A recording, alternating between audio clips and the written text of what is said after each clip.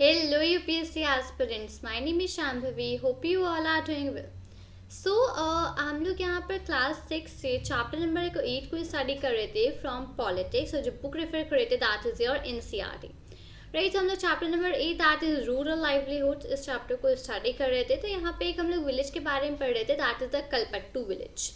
तो उस विलेज के पीपल जो हैं वहाँ के उस विलेज के उनके बारे में हम लोग थोड़ा सा समझ रहे थे कि किस तरीके से वो लोग काम करते हैं, क्या क्या काम करते हैं, किस तरीके से करते हैं। ठीक है, अब यहाँ से हम लोग स्टार्ट करेंगे रामलिंगन और करूथम्मा के बारे में स्टडी करना। रामलिंगन के पास 20 एकर्स ऑफ लैंड था। तो जितने भी स्मॉल फार्मर्स हैं वो सब लोग रामलिंगन की ही फील्ड पर आकर के काम करते थे। ये पूरा सिस्टम था। ठीक है, अब रामलिंगन और करूथम्मा उनकी वाइफ दोनों के बारे में पढ़ते हैं। In addition to land, Ramalingham's family owns a rice mill and a shop selling seeds, pesticides, etc. अब लैंड के साथ ही साथ रामलिंगम की जो फैमिली है उनके पास एक राइस मिल है और एक दुकान है जिसमें कि वो लोग सीड्स और पेस्टिसाइड्स वगैरह को सेल करते हैं। For the rice mill they use some of their own money and also borrow from the government bank. Rice mill जो है उनकी उसके लिए वो थोड़ा खुद का मनी यूज़ करते हैं और कुछ उन्होंने गवर्नमेंट बैंक से बोरो कर रखा है। They buy paddy within the village and from surroundings villages. वो विलेज खुद के विलेज में से और आसपास के इतने विलेजेस हैं उन सब में से पैडी को खरीदते हैं। The rice that is produced in the mill is sold to traders in nearby towns. और जो मिल में जो राइस है वो जो प्रोड्यूस होता है उसको आसपास के जो ट्रेडर्स हैं आसपास के टाउन्स के उनमें सेल कर दिया जाता है। This gives them a substantial income. इससे उनको एक अच्छी इनकम मिलती है इस रिस्पेक्टिव तरीके से। ठीक है, agricultural labours and farmers in India. अब जो एग्रीकल्चरल लेबर्स और लेबरर्स और फार्मर्स हैं इंडिया में उनके बारे में पढ़ते हैं। In Kalpattu village there are agricultural labours like Thulasi and many small farmers like Shekhar and a few big farmers like Ramalingan. अब कलपट्टू विलेज में बहुत सारे एग्रीकल्चरल लेबर्स हैं जैसे कि थुलासी, कुछ छोटे फार्मर्स भी हैं जैसे कि शेखर और कुछ काफ़ी बड़े फार्मर्स भी हैं जैसे कि Ramalingam. In India nearly 2 out of every 5 rural families are agricultural labour families. India में नियरली मतलब कि अगर 5 में से 2 रूरल फैमिलीज जो हैं वो एग्रीकल्चरल लेबर फैमिलीज हैं। All of them depend on the work they do on other people's fields to earn a living. जितने भी हैं ये सब दूसरे लोगों के काम पे डिपेंड करते हैं जो कि दूसरे लोग अपनी फील्ड में करते हैं और उससे अपनी लिविंग अर्न करते हैं, उससे पैसे कमाते हैं। Many of them are landless. बहुत सारे उसमें से हैं जिनके पास लैंड नहीं है और दूसरे हैं जो कि may own very small plots of land और दूसरे जो हैं उनके पास खुद का बहुत छोटा सा लैंड है। In case of small farmers like Sekhar, their land is barely enough to meet their needs. जैसे कि शेखर एक स्मॉल फार्मर है तो उनके पास जो लैंड है वो बेयरली उनकी नीड्स को फुलफिल करता है क्योंकि वो 2 एकर्स ऑफ लैंड है बस। In India 80% of farmers belong to this group. India में 80% ऑफ फार्मर्स इसी ग्रुप को बिलोंग करते हैं। Only 20% of India's farmers are like Ramalingam. केवल 20% ऑफ इंडिया के जो फार्मर्स हैं वो रामलिंगम की तरीके हैं। These large farmers cultivate more of the land in the villages. अभी जो बड़े बड़े फार्मर्स हैं ये ज़्यादातर लैंड को कल्टिवेट करते हैं विलेजेस में।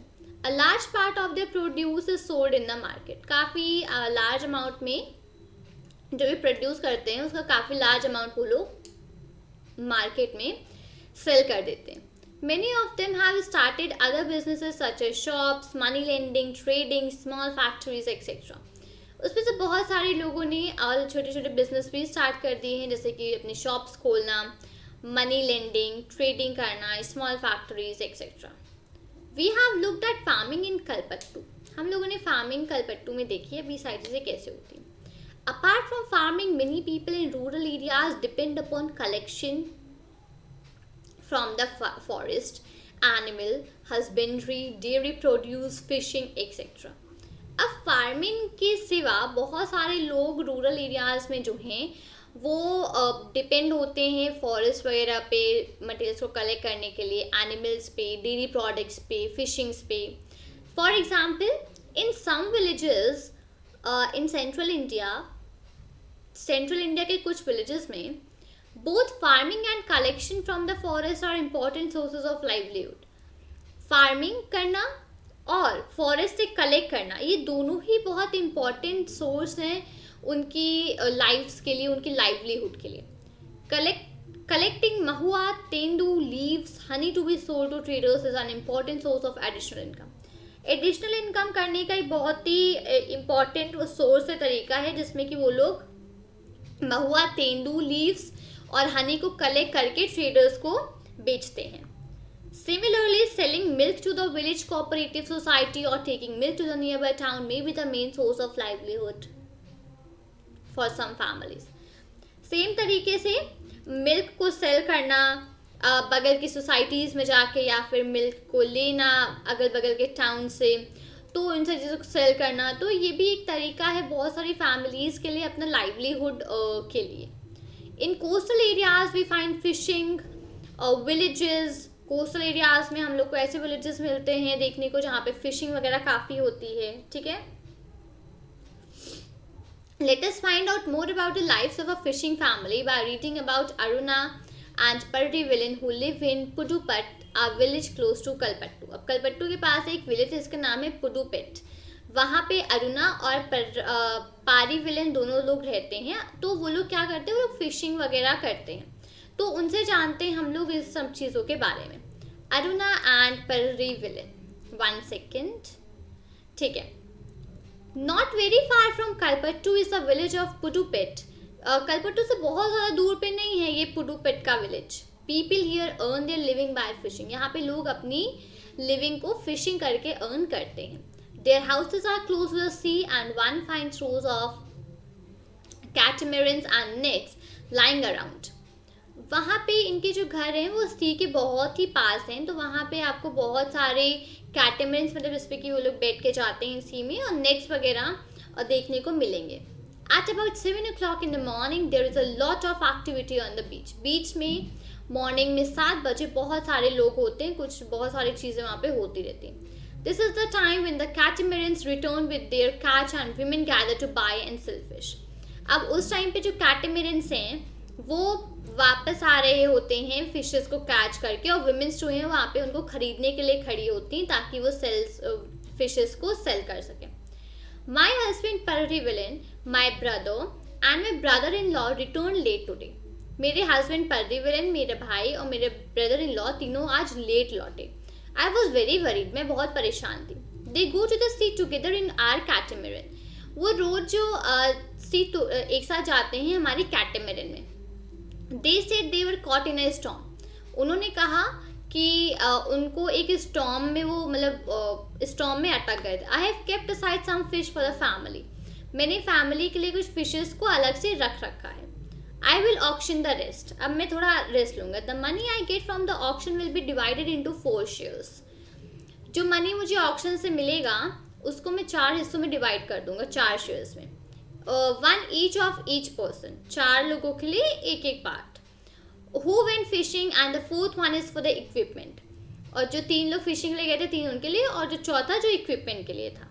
Since we own the catamaran engine and nets, we get that share too. Since हम catamaran उसका इंजन और उसके नेट्स, इन सब चीज़ों, वो सारी चीज़ें हमारी होती हैं, तो उसके लिए हमको शेयर भी मिलता है। We have taken a loan from a bank and purchased an engine. हम लोगों ने बैंक से लोन ले रखा है और उससे इस इंजन को खरीदा था। Which is fixed onto the catamaran, जिसको कैटमैरन में हम लोगों ने फिक्स कर रखा है। Now they can go far into the sea so that they can get a better catch. और उससे वो लोग सी में थोड़ी और दूर तक जा सकते हैं, जिससे कि उनको काफ़ी अच्छा फिशेस, मतलब काफ़ी अच्छी कैच मिलेगी। The women who buy fish here will carry them in baskets to be sold in nearby villages. अब यहाँ पे जो विमेंस जो बास्केट में विमेंस जो की फिश को खरीदेंगी वो बास्केट्स ले करके आसपास के विलेजेस में जाएंगे उसको बेचने। Then there are others like traders who buy for the shops in the town. फिर और भी लोग होते हैं, जो ट्रेडर्स वगैरह होते हैं वो दुकानों वगैरह के लिए खरीदते हैं जो कि टाउन में है। I will only finish this auction by noon. मैं ये सारी चीज़ें दोपहर तक ही ख़त्म कर लेती हूँ।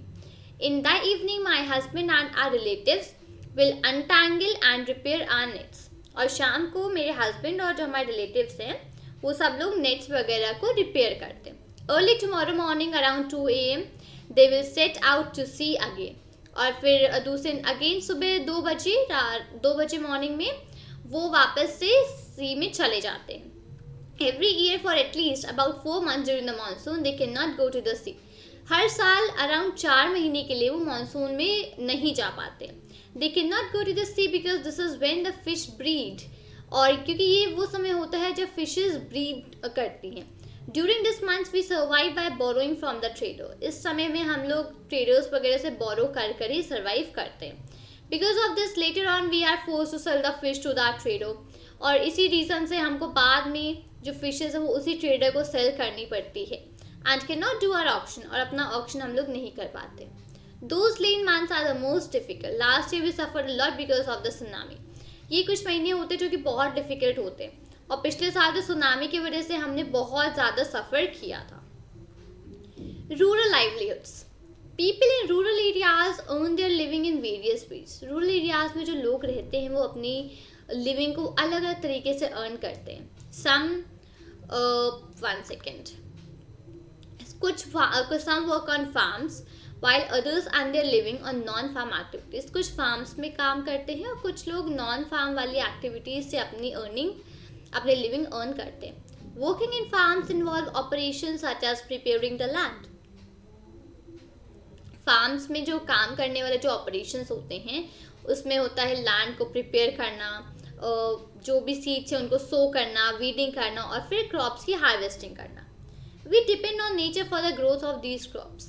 इन क्रॉप्स की ग्रोथ के लिए हम नेचर पे डिपेंड करते हैं. Hence life revolves around certain seasons.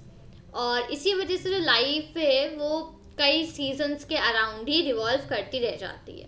People are busy during sowing and harvesting and less so at other times. लोग बिजी रहते हैं अपना सीड्स वगैरह को सो करने में, हार्वेस्ट करने में. Rural people in different regions of the country grow different crops. ये जो रूरल पीपल होते हैं वो अलग अलग रीजन के हिसाब से कंट्री में अलग अलग क्रॉप्स ग्रो करते हैं. However we do find similarities in their life situations and in the problems that they face.